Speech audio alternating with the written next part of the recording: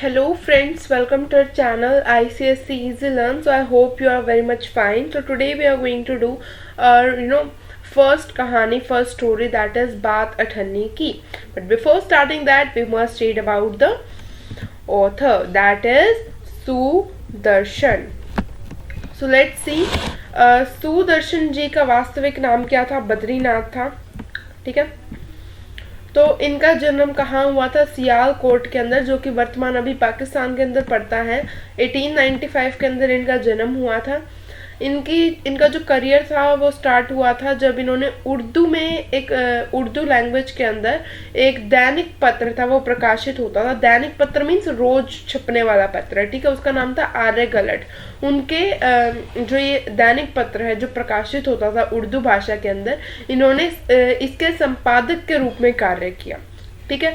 फिर मुंबई में 16 दिसंबर 1967 को इनका निधन या फिर इनकी मृत्यु हो गई. इनका दृष्टिकोण कैसा था? इनका दृष्टिकोण सुधारवादी था. ओके. इनकी पहली कहानी थी हार की जीत, ठीक है, जो कि 1920 में आई थी और ये सरस्वती के अंदर प्रकाशित हुई थी. पुष्पलता, सुप्रभात, सुदर्शन सुधा, पनघट, ये इनकी प्रसिद्ध कहानी है. और अगर हम बात करें परिवर्तन, भागवंती, राजकुमार सागर, ये इनके प्रसिद्ध उपन्यास हैं. ठीक है. तो जो सुदर्शन की भाषा थी वो बहुत ही सहज सरल थी, स्वाभाविक थी, प्रभावी, अट्रैक्टिव थी और मुहावरेदार थी. ठीक है. तो ये जो चारों चीज़ें हैं ये हम खुद रियलाइज करेंगे जब हम बात अठन्नी की पढ़ेंगे. ठीक है. तो सुदर्शन को गद्य और पद्य दोनों में महारत शामिल थी. आपने अनेक फिल्मों की पटकथा और गीत भी लिखे. तो इनका जन्म कहाँ हुआ था? पाकिस्तान के अंदर हुआ था, सियालकोट के अंदर, जो वर्तमान में पाकिस्तान के अंदर पड़ता है. तो स्वाभाविक सी बात है, वहाँ पे उर्दू का प्रयोग होता था. ठीक है. तो इसलिए उन्होंने अपना जो करियर है वो उर्दू भाषा से स्टार्ट किया. उन्होंने दैनिक पत्र में काम किया, वो उनके संपादक के रूप में उन्होंने कार्य किया था. उसके बाद फिर क्या हुआ? इन्होंने कहानियाँ लिखनी स्टार्ट की. कहानियों में भी इन्होंने अपना योगदान दिया. फिर उपन्यास भी लिखे. फिर उपन्यास के बाद उन्होंने गद्य पद्य में भी अपनी महारत शामिल की. और फिर उन्होंने फिल्मों की पटकथा मीन्स स्क्रिप्ट लिखने में, ठीक है, या फिर जो हम कह सकते हैं फिल्मों के अंदर गीत होते हैं, उन्होंने वो लिखे. इसीलिए वो देखो, जब हमारी फिल्मों की बात आ गई तो मुंबई, इसीलिए उनका जो देहांत है वो मुंबई के अंदर हुआ. ठीक है. जिसे हम फिल्म सिटी कहते हैं. तो उन्होंने हर फील्ड के अंदर जो एक राइटर होता है उसको जाना चाहिए, चाहे वो हमारे पत्र हो, चाहे वो कहानी हो, उपन्यास हो, गद्य पद्य हो, या फिर हमारी पटकथा हो, फिल्मों की गीत हो. तो उन्होंने हर क्षेत्र के अंदर अपना कार्य किया. तो जो हमने ये सारी चीज़ें इनके बारे में पढ़ी हैं, ये आपको समझनी है, लर्न करनी है, पर एग्ज़ाम के अंदर ये नहीं आती है. एग्ज़ाम के पॉइंट ऑफ व्यू से आपको सिर्फ इनका सुदर्शन जो नाम है वो याद रखना है, और इनका वास्तविक नाम, मतलब कि जो रियल नेम है बद्रीनाथ है. सिर्फ ये दो चीज़ें आपको याद करनी है और आप अपनी जनरल नॉलेज कैटेगरी के अंदर डाल सकते हैं. So now let's start our story. बात अठन्नी की. रसीला इंजीनियर बाबू जगत सिंह के यहाँ नौकर था. ठीक है. तो हमें सबसे पहले दो कैरेक्टर पता चले. एक है इंजीनियर बाबू जगत सिंह, इंजीनियर बाबू जगत सिंह. ठीक है. तो इंजीनियर है, बाबू है, जगत सिंह, थोड़ा अच्छा नाम लग रहा है. तो ये क्या थे? ये ओनर थे, बहुत ही अमीर आदमी थे. ठीक है. और इनका जो नौकर था उसका नाम क्या है? रसीला. तो रसीला किसके नौकर थे? इंजीनियर बाबू जगत सिंह के. ठीक है. तो ये फर्स्ट लाइन आपको याद रखनी है. 10 रुपये वेतन था. तो जो रसीला है उसको कितने रुपए मिलते थे तनख्वाह के रूप में? उन्हें मिलते थे 10 रुपये. कितने रुपए? 10 रुपये. ओके. तो रसीला नौकर थे कहाँ पे? इंजीनियर बाबू जगत सिंह के यहाँ पे. और उनका वेतन कितना था? रसीला का वेतन था 10 रुपये.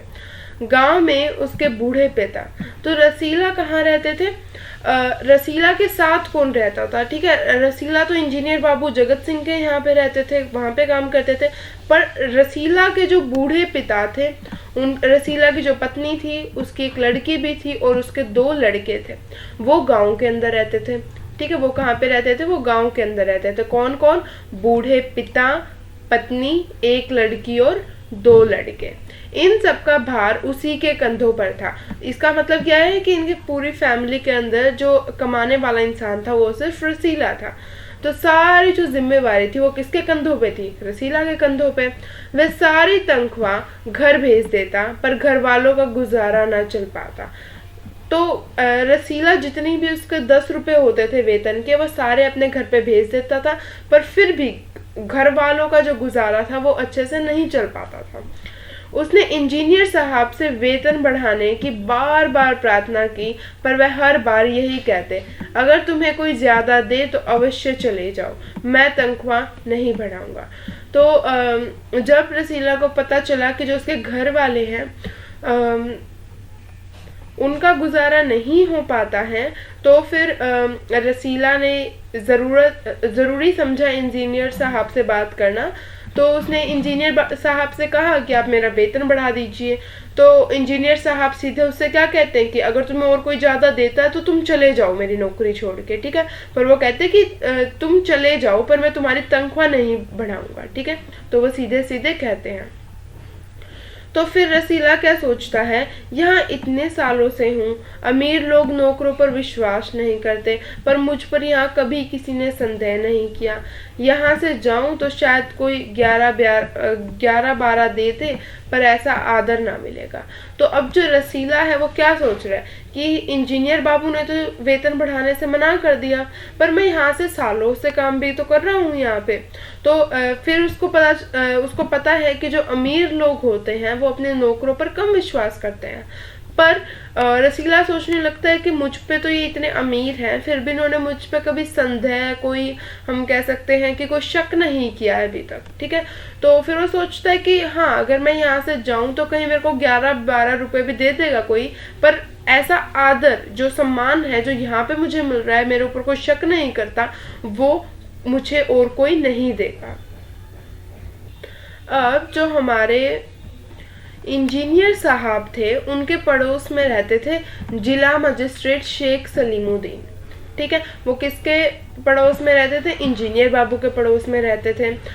तो हम कह सकते हैं कि इंजीनियर बाबू का जो नौकर था रसीला, और जिला मजिस्ट्रेट शेख सलीमुद्दीन, ठीक है, उनका चौकीदार था मियाँ रमजान। तो मियाँ रमजान और रसीला वो बहुत अच्छे, उनके अंदर मैत्री थी, वो बहुत अच्छे मित्र थे। दोनों घंटों साथ बैठते, बातें करते। शेख साहब फलों के शौकीन थे, रमजान रसीला को फल देता था। आप देखो, रमजान किसका चौकीदार था? शेख साहब का। तो शेख साहब को फल पसंद थे, तो रमजान क्या फल जो वो लाता था शेख साहब के लिए, उनमें से वो कुछ किसको दे देता? रसीला को दे देता। इंजीनियर साहब किसके शौकीन थे? वो मिठाइयों के थे। तो जो इंजीनियर साहब का नौकर था रसीला रमजान को क्या दे देता था? मिठाई दे देता था, ठीक है। तो इस तरीके से वो एक्सचेंज कर लेते थे। एक दिन रमजान ने रसीला को उदास देखकर कारण पूछा। तो रमजान ने जब रसीला को उदास देखा तो उसने उससे कारण पूछा कि तुम उदास क्यों हो। पहले तो रसीला छिपाता रहा, फिर रमजान ने कहा कोई बात नहीं है, तो खाओ सौगंध। तो फिर वो कसम खाने के लिए कहने लगा। तो रसीला ने रमजान का हट देख तो आंखें भर आई।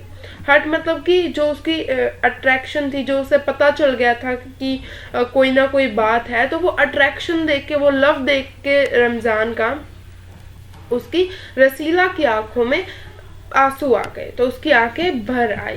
बोला, घर से खत आया है, बच्चे बीमार है और रुपए नहीं है। तो हमने देखा था कि घर वालों का 10 रुपए से गुजारा नहीं हो पाता था।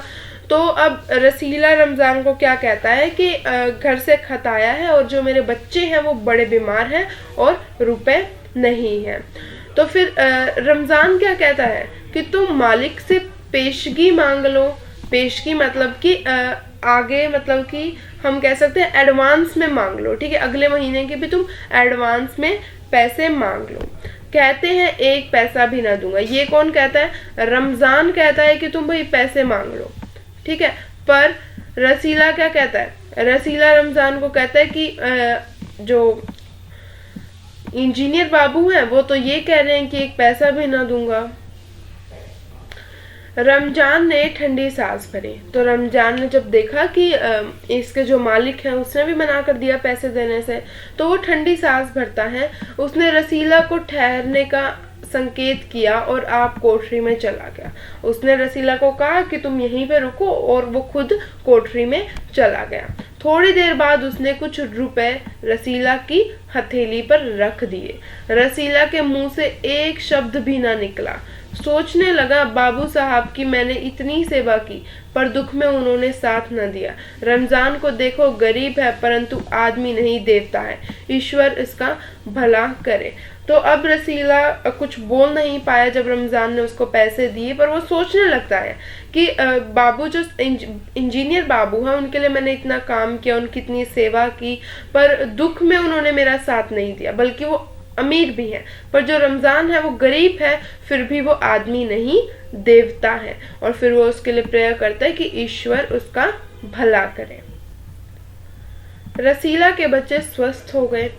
उसने रमजान का ऋण चुका दिया।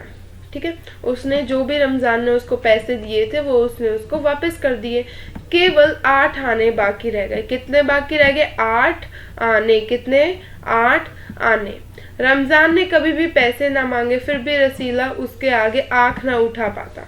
ठीक है, तो रमजान था, उसने कभी अपने पैसे जो 8 आने बाकी थे वो नहीं मांगे, पर जो रसीला था वो अभी अपनी आंख भी नहीं उठा पाता था रमजान के आगे। वो अपने आप को ऋणी अब भी महसूस करता था। रसीला क्या सोचता था कि जब तक मैं रमजान के पैसे वापस ना लौटा दूं, मुझे उसकी आंखों में उसे आंख से आंख मिला के बात करने का कोई अधिकार नहीं है। मतलब रसीला थोड़ा क्या था कि वो थोड़ा ऋणी अपने आप को महसूस करता था, पर रमजान ऐसा कुछ बिहेव नहीं करता था, वो अपने पैसे नहीं मांगता था।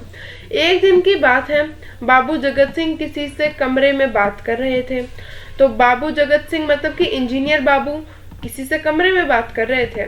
रसीला ने सुना, इंजीनियर बाबू कह रहे हैं बस 500, इतनी सी रकम देकर आप मेरा अपमान कर रहे हैं। ठीक है, तो बाबू जगत सिंह तो बात कर रहे थे, किसकी बात कर रहे थे? रिश्वत की, किसी से। तो रसीला ने सुन लिया।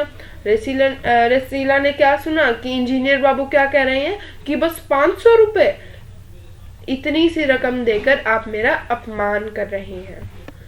फिर जब इंजीनियर बाबू ने ये कहा, तो जो दूसरा आदमी उनसे बात कर रहा था उसने क्या कहा? हुजूर मान जाइए, आप समझे आपने मेरा काम मुफ्त किया है।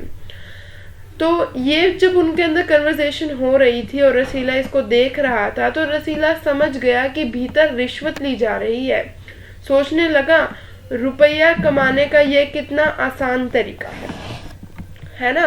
तो रसीला इतनी मेहनत करता है पूरे महीने और उसको सिर्फ 10 रुपए मिलते हैं, पर यहाँ पे जो बाबू जगत सिंह है वो सेकंडों के अंदर 500 रुपए को भी ठुकरा रहा है। वो कह रहा है कि आप मेरा अपमान कर रहे हो 500 रुपए देके।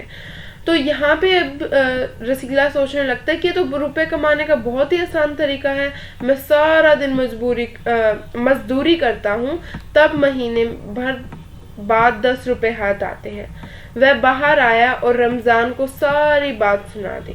रमजान बोला, बस इतनी सी बात? हमारे शेख साहब तो उनके भी गुरु हैं। ठीक है, तो यहाँ पे रसीला और रमजान के अंदर तो इन दोनों के बीच में कन्वर्सेशन हो रही है कि रसीला कहता है कि इंजीनियर बाबू हम कह सकते हैं रिश्वत ले रहे हैं। तो रमजान कहता है बस इतनी सी बात? हमारे शेख तो उनके भी गुरु हैं, मतलब कि वो और ज्यादा लेते हैं। आज भी एक शिकार फंसा है, 1000 से कम तय न होगा।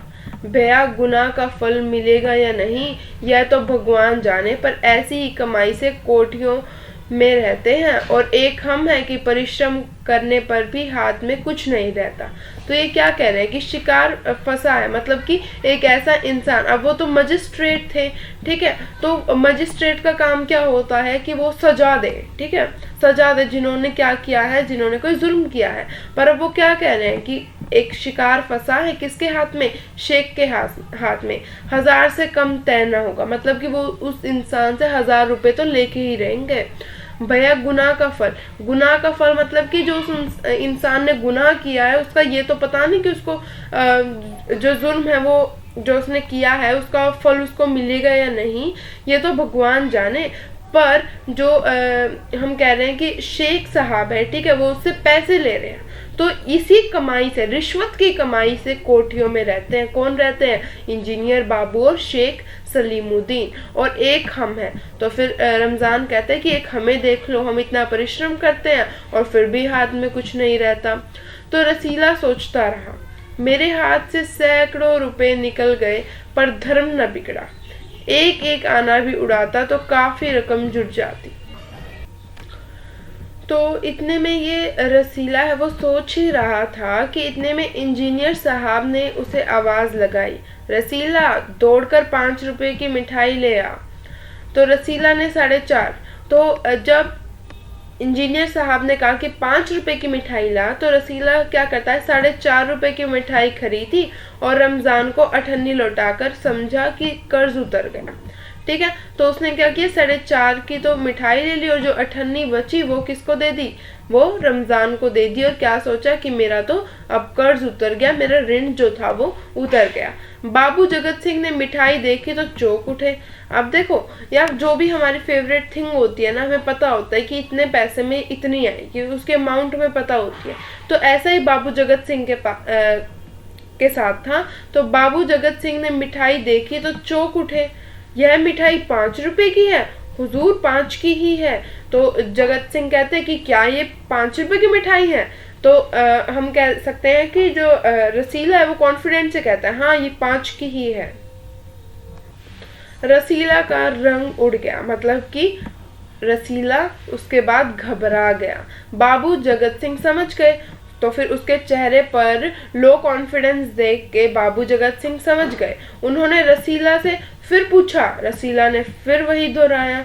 उन्होंने रसीला के मुंह पर एक तमाचा मारा, एक थप्पड़ मारा और कहा, चल मेरे साथ जहां से लाया है। हुजूर झूठ कहूं तो। अब देख यहाँ पे क्या है कि जगत सिंह क्या कहता है कि चल रसीला, पहले उसको थप्पड़ मारता है, फिर कहता है चल जहां से लाया है ना वहीं पे चल, उसी से पूछता हूँ। तो फिर अब अपने आप को सिक्योर करने के लिए रसीला क्या पूछता है कि अगर मैं झूठ बोलूं तो रसीला ने अभी अपनी बात पूरी भी ना की थी कि इंजीनियर, मतलब उसने अपनी पूरी बात नहीं कही थी, सिर्फ तो तक कहा था। इतने में ही इंजीनियर बाबू चिल्लाए, अभी सच और झूठ का पता चल जाएगा। अब सारी बात हलवाई के सामने ही कहना। हलवाई कौन सा? जहां से वो मिठाई लाया था। अब कोई रास्ता ना बचा था। तो रसीला बोला, माई बाप गलती हो गई, इस बार माफ कर दे। माई बाप क्यों कह रहा है? क्योंकि पहले क्या होता था, जो नौकर होता था वो अपने जो साहब होता था उसको ही अपना माई बाप मानता था। ठीक है, तो माई बाप गलती हो गई, इस बार माफ कर दे। इंजीनियर साहब की आंखों से आग बरसने लगी। तो इस टाइम पे क्या हुआ, इंजीनियर साहब बहुत गुस्सा हो गए। उन्होंने निर्दयता से रसीला को खूब पीटा, फिर घसीटते हुए पुलिस थाने ले गए। पहले खुद निर्दयता से और फिर उसको घसीट के पुलिस थाने ले गए। ठीक है, तो सिपाही के हाथ में 5 का नोट रखते हुए बोले, मनवा लेना, लातों के भूत बातों से नहीं मानते।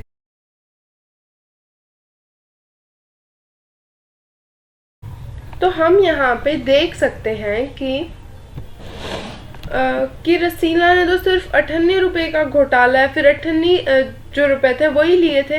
पर अब यहाँ पे जो हमारे हम कह सकते हैं कि इंजीनियर बाबू हैं, वो तो सिपाही को 5 रुपए दे रहे हैं, और वो भी क्यों दे रहे हैं? ताकि उसको वो पीट सके और उससे उगलवा सके।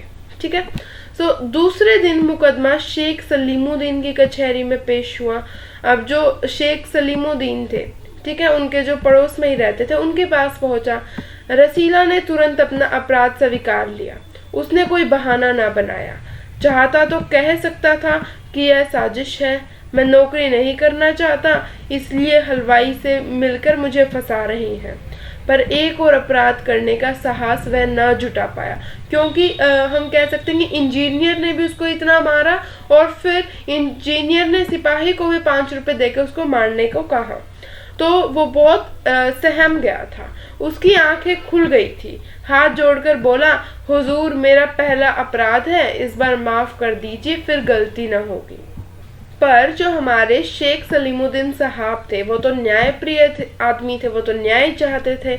उन्होंने रसीला को 6 महीने की सजा सुना दी और रुमाल से मुंह पोंछा। तो उन्होंने कितने महीने की? 6 महीने की। और उसके बाद उन्होंने अपने रुमाल से अपना मुंह पोंछा। अब यहाँ पे रुमाल का क्या रोल है? यह वही रुमाल था जिसमें एक दिन पहले उन्होंने हम कह सकते हैं कि एक दिन पहले किसी ने 1000 रुपए बांध कर दिए थे, 1000 रुपए बांध कर दिए थे उसी रुमाल के अंदर। ठीक है, तो फैसला सुनकर रमजान की आंखों में खून उतर आया वही कि उसको बहुत गुस्सा आया। क्यों? क्योंकि वैसे तो शेख साहब बड़े न्यायप्रिय आदमी बने फिरते हैं। वो रसीला को सिर्फ हम कह सकते हैं कि 98 रुपए के लिए 6 महीने की सजा दे रहे हैं, पर उनका जो रुमाल जिससे वो अपना मुंह पोंछ रहे हैं उसी से उन्होंने हम कह सकते हैं एक अन्याय किया। क्या किया? उसी रुमाल के अंदर उन्होंने 1000 रुपए लिए, ठीक है, रिश्वत के रूप में। सोचने लगा यह दुनिया न्याय नगरी नहीं अंधेर नगरी है। चोरी पकड़ी गई तो अपराध हो गया। असली अपराधी बड़ी बड़ी कोठियों में बैठकर दोनों हाथों से धन बटोर रहे हैं, उन्हें कोई नहीं पकड़ता। तो ये सीधा किसको कह रहे हैं? सीधा शेख सलीमुद्दीन और इंजीनियर बाबू की तरफ इशारा कर रहे हैं। रमजान घर पहुंचा। एक दासी ने पूछा रसीला का क्या हुआ? तो फिर रमजान क्या कहते? 6 महीने की कैद। तो फिर वो दासी क्या कहती? अच्छा हुआ, वह इसी लायक था। रमजान ने उसे भी गुस्से से कहा यह इंसाफ नहीं अंधेर है। सिर्फ एक अठन्नी की ही तो बात थी। रात के समय जब 1500 के चोर नरम गद्दों पर मीठी नींद ले रहे थे, अठन्नी का चोर जेल की तंग अंधेरी कोठरी में पछता रहा था। तो इस स्टोरी के अंदर हमें क्या पता चलता है? हमें हमारे जो सिस्टम है, जो न्याय का सिस्टम है, जो हमारा जो वर्ल्ड है, ठीक है, जो हमारी धरती है, ये किस तरीके से बदल रही है कि अगर हमारी जो चोरी है वो पकड़ी गई, ठीक है, तो वो अपराध है, पर अगर वो चोरी नहीं पकड़ी गई तो वो कोई अपराध नहीं है। ठीक है, तो इस तरीके की जो हमारे इंसान है उसकी क्या बन चुकी है? हमारी ये सोच बन चुकी है। ठीक है, तो ये लिखी थी हमारे सुदर्शन ने। तो हम देख सकते हैं कि बहुत ही सहज भाषा थी। उन्होंने बहुत सारे मुहावरों का भी यहाँ पे वर्णन किया हुआ है और बहुत ही प्रभावी उनकी भाषा थी। Okay, so this is a chapter. I think we have done it in detail also and you enjoyed, but if there is any doubt in any line, any word, you can write that in the comment section. So you must subscribe our channel ICSE Easy Learn for more of these videos concerning with class 9th ICSE. We have also made the video on Bhid Mein Khoya Aadmi. I'll give the links in the description box. You can go there and check. And in the next video we are going to do this chapter workbook. Okay, and in the upcoming videos I'll be giving you the solutions for this chapter also.